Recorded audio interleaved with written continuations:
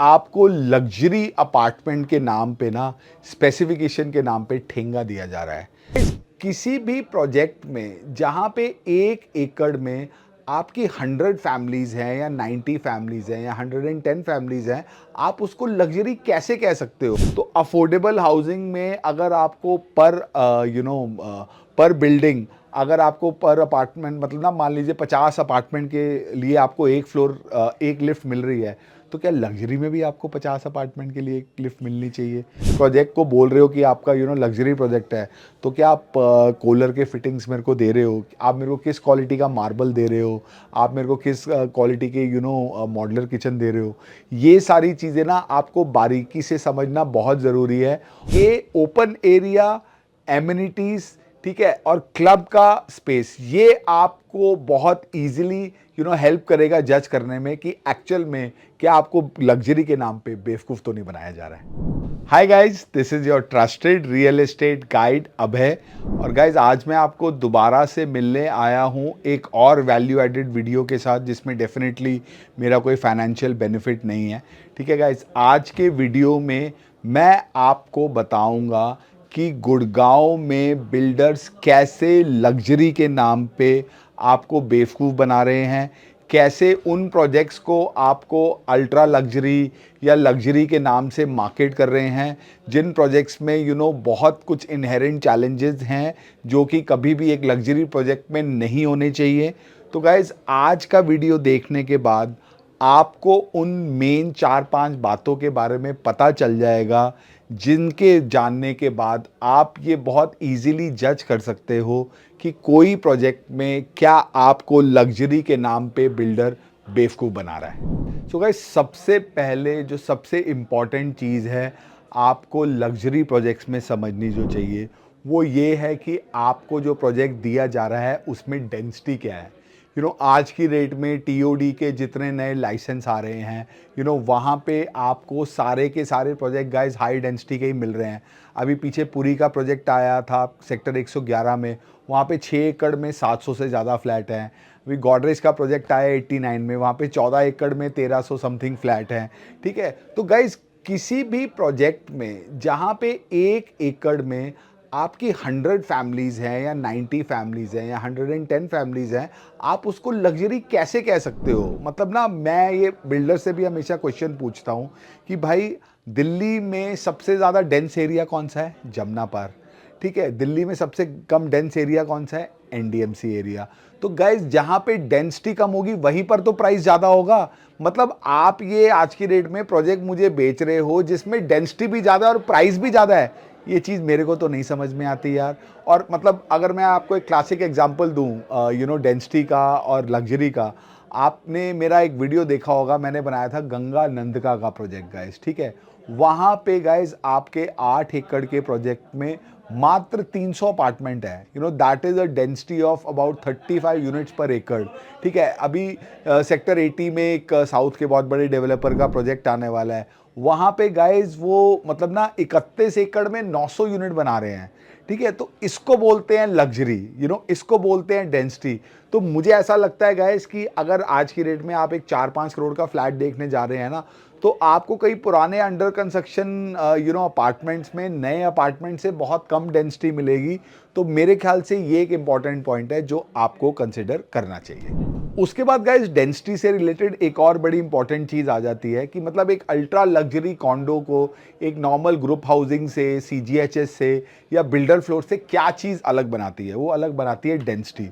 और डेंसिटी आप कैसे चेक कर सकते हो? डेंसिटी गाइस आप मतलब ना चेक कर सकते हो, सॉरी, डेंसिटी मेरा कहने का मतलब था एमिनिटीज़। एमिनिटीज़ गाइस आपको किसी भी प्रोजेक्ट में जो मिलेगी ना, उसको जज करने का सबसे इजी तरीका है कि आप ये देखिए कि उस प्रोजेक्ट में क्लब एरिया कितना है। मतलब ना, मान लीजिए कि मैंने गोदरेज की बात करी थी, गोदरेज में आपका 1300 फ्लैट के लिए अगर 60,000 स्क्वायर फीट का क्लब है या 70,000 स्क्वायर फीट का क्लब है, तो दैट इज पर स्क्वायर फीट आपको, पर अपार्टमेंट आपको 50-60 स्क्वायर फीट एरिया मिल रहा है। मतलब जैसे कैलकुलेशन से एक बात कर रहा हूँ, और यहाँ तो 1300 तो घर हैं। अगर एक घर में हम ऑन एन एवरेज 2 से 3 या मतलब मान लीजिए हम 2.5 भी अगर इनहैबिटेंट मानते हैं, तो मतलब आप ये मान के चलिए कि किसी भी प्रोजेक्ट में अगर आपका 50-60 हज़ार स्क्वायर फीट का क्लब है और वहाँ पे आपकी डेट में आपका ना 60 हज़ार स्क्वायर फीट के क्लब में अगर 600 से ज़्यादा अपार्टमेंट है ना गाइज, तो आपके उस क्लब में हमेशा भीड़ रहने वाली है, इसमें कोई डाउट नहीं है। मैक्सिमम मेरे ख्याल से जो डेंसिटी होनी चाहिए ना, वो होनी चाहिए 600 फ्लैट 60 हज़ार square feet, 1,000 flat 1 lakh square feet. मतलब ना पर यूनिट कम से कम आपको 100 स्क्वायर फीट का एरिया क्लब में ज़रूर मिलना चाहिए। Again I go back to Ganganand का, वहाँ पे 300 स्क्वायर फीट मतलब सॉरी 300 यूनिट के लिए वहाँ पे बिल्डर आपको 1 लाख स्क्वायर फीट का क्लब दे रहा है गाइस। तो ये एक बहुत आपका इंपॉर्टेंट डिनोमिनेटर है कि आपको क्लब कितने एरिया का दिया जा रहा है। और उसमें भी आप ये ज़रूर समझने की कोशिश करिएगा कि जो आपको क्लब दिया जा रहा है वो सुपर एरिया दिया जा रहा है, कारपेट एरिया दिया जा रहा है, और क्लब के अलावा और कितना आपकी सोसाइटी में ओपन एरिया है जिसमें कि आपकी एमिनिटीज़ डेवलप होंगी। किसी प्रोजेक्ट में आपको 60% ओपन एरिया मिलेगा, किसी में आपको 70% मिलेगा, किसी में आपको 85% भी मिलेगा। तो गाइज ये ओपन एरिया, एमिनिटीज़, ठीक है, और क्लब का स्पेस, ये आपको बहुत इजीली हेल्प करेगा जज करने में कि एक्चुअल में क्या आपको लग्जरी के नाम पे बेवकूफ़ तो नहीं बनाया जा रहा है। गाइज एक और बड़ी इंपॉर्टेंट चीज़ है जो मुझे लगता है कि ना आपको देखनी चाहिए लग्जरी प्रोजेक्ट्स में, कि ना आपका जो प्रोजेक्ट है उसमें टावर में कितने यूनिट्स है, मतलब 2 टू द कोर है, 3 टू द कोर है, 4 टू द कोर है। और मान लीजिए अगर आपका 4 टू द कोर है, तो क्या 4 टू द कोर के साथ आपको 4 पैसेंजर लिफ्ट मिल रही हैं? क्या आपको 3 पैसेंजर लिफ्ट मिल रही हैं? क्या आपको 2 पैसेंजर लिफ्ट मिल रही है? ठीक है, जैसे मतलब ना आप एक एग्जांपल लीजिएगा कि अफोर्डेबल हाउसिंग में 14 फ्लोर की बिल्डिंग होती है, एक फ्लोर पे आपके मोटा मोटा 8 अपार्टमेंट होते हैं। तो आप मान के चलिए कि मतलब मोटा मोटा अगर मैं ले लेता हूँ कि आपका 110-15 अपार्टमेंट हो गए, और 110-15 अपार्टमेंट के लिए आपको 2 लिफ्ट मिलती है। तो अफोर्डेबल हाउसिंग में अगर आपको पर बिल्डिंग, अगर आपको पर अपार्टमेंट मतलब ना मान लीजिए 50 अपार्टमेंट के लिए आपको एक लिफ्ट मिल रही है, तो क्या लग्जरी में भी आपको 50 अपार्टमेंट के लिए एक लिफ्ट मिलनी चाहिए? मान लीजिए कोई नया प्रोजेक्ट आया, ठीक है, अभी पिरामिड का ही प्रोजेक्ट आया था, वहाँ पे 45 फ्लोर की बिल्डिंग है, एक फ्लोर पे 4 अपार्टमेंट है, 180 अपार्टमेंट हो गए। तो 180 अपार्टमेंट के लिए अगर मान लीजिए 3 पैसेंजर लिफ्ट हैं, ठीक है, और एक आपकी सर्विस लिफ्ट है, तो मेरे ख्याल से तो ये तो अफोर्डेबल वाली डेंसिटी हो गई यार। मतलब मुझे ऐसा लगता है कि अगर आप लग्जरी बोल रहे हैं, आप 4 टू द कोर बोल रहे हैं, तो आपको 4 टू द कोर में 4 पैसेंजर लिफ्ट देनी चाहिए कम से कम यार। मतलब ना ये आपको जानना बहुत ज़रूरी है कि आपको अपने अपार्टमेंट में क्लस्टर प्लान क्या है प्रोजेक्ट में, और आपको हर बिल्डिंग के साथ कितनी लिफ्ट मिल रही है। और अगर कोई बिल्डर आपको एक फ्लोर पे 4 अपार्टमेंट दे रहा है और साथ में आपको एक फ्लोर पे 2 ही लिफ्ट दे रहा है, और वो अगर अपने प्रोजेक्ट को लग्जरी प्रोजेक्ट कह रहा है, तो गाइज आप इसका मतलब बहुत अच्छे से समझ सकते हैं। एक और गाइज बड़ी इंटरेस्टिंग चीज़ आजकल गुड़गांव में हो रही है कि आपको लग्जरी अपार्टमेंट के नाम पे ना, स्पेसिफिकेशन के नाम पे ठेंगा दिया जा रहा है। मतलब ना आपको बिल्डर जो ब्रोशर देते हैं, उस ब्रोशर में लिखा होता है कि आपकी जो फ्लोरिंग होगी वो आपका इम्पोर्टेड मार्बल होगा। वो इटालियन मार्बल नहीं लिखते, वो इम्पोर्टेड मार्बल लिखते हैं। वो वुडन फ्लोरिंग दिखते हैं, लेकिन वो ये नहीं लिखते कि वो किस क्वालिटी का वुड होगा, ठीक है ना। वो ये मेंशन करते हैं कि वो किस क्वालिटी के आपके ना बाथरूम और किचन की फिटिंग्स देंगे। आपको मॉड्यूलर किचन देंगे, वो फुल देंगे, हाफ देंगे, विद हॉप चिमनी देंगे, विदाउट हॉप चिमनी देंगे, वाइट गुड्स आपको देंगे या नहीं देंगे, ठीक है। और मैक्सिमम प्रोजेक्ट्स में आप देखोगे ना, बिल्डर एक दूसरे को कॉपी कर रहे हैं। जो एक बिल्डर दे रहा है वही मैक्सिमम बाकी बिल्डर भी दे रहे हैं, unless of course your DLF और योर शोभा और आप कुछ एक सुपीरियर प्रोडक्ट आप ऑफर कर रहे हो। तो गाइस स्पेसिफिकेशंस के नाम पे मतलब ना मुझे ऐसा लगता है कि यार अगर मेरे को एक अल्ट्रा लग्जरी घर लेने के बाद भी अगर मेरे को ना मतलब बेसिक फिटिंग्स भी अगर मेरे को अच्छी क्वालिटी की अगर नहीं मिल रही हैं, अगर आप अपने प्रोजेक्ट को बोल रहे हो कि आपका लग्जरी प्रोजेक्ट है, तो क्या आप कूलर के फिटिंग्स मेरे को दे रहे हो, आप मेरे को किस क्वालिटी का मार्बल दे रहे हो, आप मेरे को किस क्वालिटी के मॉड्यूलर किचन दे रहे हो, ये सारी चीज़ें ना आपको बारीकी से समझना बहुत ज़रूरी है। और अगर आप देखेंगे ना बहुत सारे केसेस में आपको जो प्रोजेक्ट का प्राइस पॉइंट मिलेगा और आपको जिस क्वालिटी के बिल्डर आपको स्पेसिफिकेशन दे रही है ना, उसमें आपको मिसमैच होगा। तो that is also something that you should watch out for.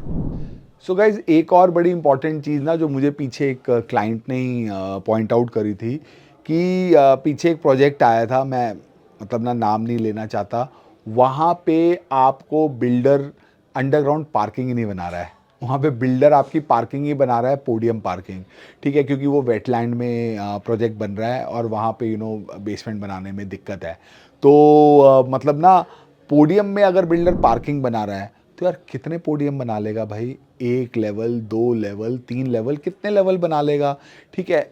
और भी आपके कई प्रोजेक्ट्स हैं जहाँ पे आप देखोगे कि ना बिल्डर ने -1 ही पार्किंग बनाई है या -2 तक पार्किंग बनाई है, लेकिन नंबर ऑफ यूनिट्स मान लीजिए आपके प्रोजेक्ट में है 1000 या 1200 या 800 जो भी है, और आपने नंबर ऑफ यूनिट से डबल कार पार्किंग स्लॉट्स भी नहीं रखे हुए हैं, ठीक है। मतलब ना ये आप किसी भी प्रोजेक्ट की, अगर आप रेरा पे वेबसाइट पे जाएंगे ना तो आप वहाँ पे चेक कर सकते हैं कि आपके उस प्रोजेक्ट में कितने पार्किंग स्लॉट्स आपके ना पास हुए हैं। तो गाइज मुझे ऐसा लगता है कि भाई कोई भी आदमी जो 3-4 करोड़ का अपार्टमेंट खरीद रहा है उसके पास कम से कम 2 गाड़ियाँ तो होंगी ही, ठीक है। 2 गाड़ियाँ उसकी हो गई, उसके बाद आपका सर्विस स्टाफ हो गया, उसके बाद आपके गेस्ट हो गए, उसके बाद आपके रेगुलरली मेंटेनेंस के बंदे आने जाने वाले हो गए, उसके बाद आपकी मार्केट हो गई।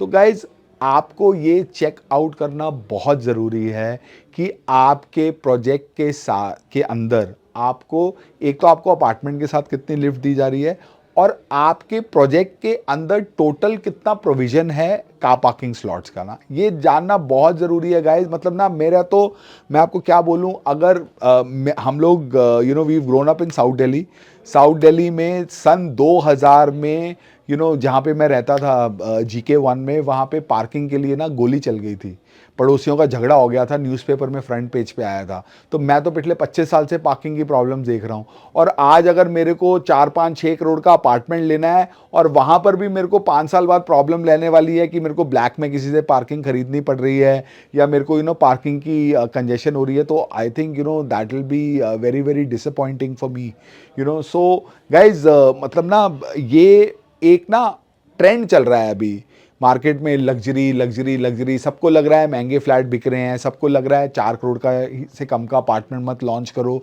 तो ये जो ट्रेंड को बिल्डर्स मिल्क करने की कोशिश कर रहे हैं, उसके बीच में आपको ना you have to be very cautious if you are buying a property, that so that you are able to distinguish between something which is coming in a high density with less club area, with less car parking, with inferior specifications, और इन सब inferior चीज़ों के बाद भी अगर आपको price superior देना है तो मेरे ख्याल से तो उसका कोई सेंस नहीं बनता गाइज, ठीक है। तो guys this was my 2 cents of what is happening in the name of luxury in Gurgaon real estate market. अगर इसके बारे में आपका भी कुछ व्यूज़ हैं तो आप कमेंट सेक्शन में हमें बता सकते हैं, और इसी तरीके से जैसे आप लोग मुझे सपोर्ट करते आए हैं आगे भी सपोर्ट करते रहिए।